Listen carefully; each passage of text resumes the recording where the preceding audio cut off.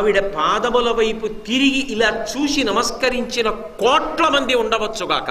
ఇన్ని కోట్ల మందికి అన్నం పెట్టిన తల్లే ఇన్ని కోట్ల మందిని తన కరుణయందు ముంచేస్తుంది. అది శ్రీసరణి, అది ఆమె ఎర్రని కాంతి. ఆ ఎర్రని కాంతులలో, ప్రేమ కాంతులలో ముంచుతుంది, ముంచి మనసు కడుగుతుంది. ఇప్పుడు ఒకసారి అటు తిరిగి ఆవిడ పాదముల వంక చిత్తశుద్ధితో నమస్కరించినప్పుడు, అందుకని దాన్ని సరణి, ప్రవాహమని వదిలిపెట్ల, శ్రీసరణి. అది పరమ పవిత్రము, అది జీవితములకు ఉద్ధారకము. అప్పుడు మనసు కడగబడింది, మనసంతా కూడా నిశ్చలంగా నిర్మలంగా ఉంది, ఏ మలినము లేదు. ఇప్పుడు అందులోంచి సంకల్పములు ఏవొస్తాయి? సత్సంకల్పములు వస్తాయి. 10 మంది సంతోషానికి మనం ఏం చేద్దాం? మనం ఒక్కళ్ళం బాగుపడడం కాదు, 10 మంది బాగుపడాలి. నేను ఎక్కడైనా ఉన్నాను అంటే ఆయన ఉన్నారు, మనకేం బెంగ అని 10 మంది సంతోషించాలి. అంతేకాని బాబోయ్ ఆయన ఉన్నారు అక్కడ అని రావడానికి భయపడకూడదు. అది గౌరవం చేత రావడానికి సంశయించచ్చేమో, కానీ భయపడవలసిన అవసరం కలగకూడదు. ఒక వ్యక్తిని చూస్తే ఆయన ఉన్నారు అది 10 మంది ఊరట పొందాలి. నీ నడవడి చేత 10 మంది ఆదర్శాన్ని పొందాలి.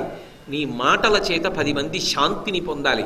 నువ్వు చేసే పనులు నీకు, నిన్ను నమ్ముకున్న వాళ్ళకి ఉద్ధారకములు కావాలి. అటువంటి సక్రియలు చెయ్యాలి అంటే సత్సంకల్పములు కలగాలి. సత్సంకల్పములు కలగాలి అంటే మనసు యందు ఉన్నటువంటి మాలిన్యము తొలగాలి. అది నీటితో కడిగేది కాదు.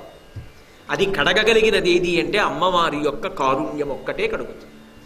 ఆ కాంతి ఏది అంటే ఆ ఎర్రటి కాంతి మన మనసులో ఉన్న మలినములను కడిగి సత్సంకల్పములు చేయించి సత్క్రియల వైపుకి నడిపిస్తుంది, ధర్మాన్ని పట్టుకునేటట్టు చేస్తుంది. అంతేకాని ఈ ఒక్కదానికి ధర్మం వదిలేద్దాం లేదు అని తప్పు పని చేయించదు. ధర్మైక నిష్ఠ కరీ చంద్రార్కానలభాసమానలహరి, అది క్రమం.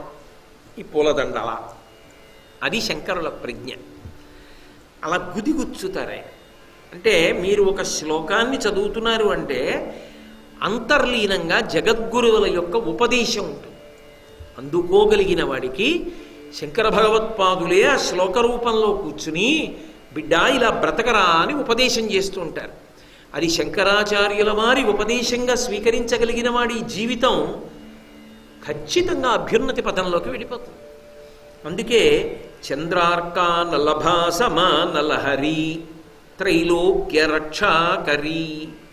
ఆ తల్లి అసలు ఆమె యొక్క లక్షణము కేవలము రక్షణయే. మీరు ఒక్క మాట బాగా ఆలోచించండి.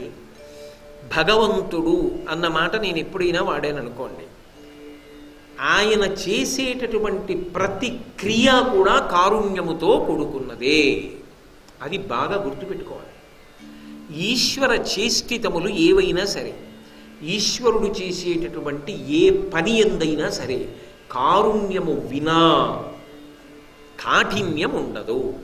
ఇది ప్రాథమికంగా అర్థం కానంతసేపు భగవంతుడి విషయంలో పెద్ద అయోమయమే ఉంటుంది. ఈ రూపమా ఆ రూపమా, నువ్వు ఏ రూపంతోనైనా నీ భగవంతుడిని పట్టుకున్నావా? నువ్వు భగవంతుడు అని పట్టుకున్నది నిజమైతే నీ విశ్వాసము భగవంతుడు.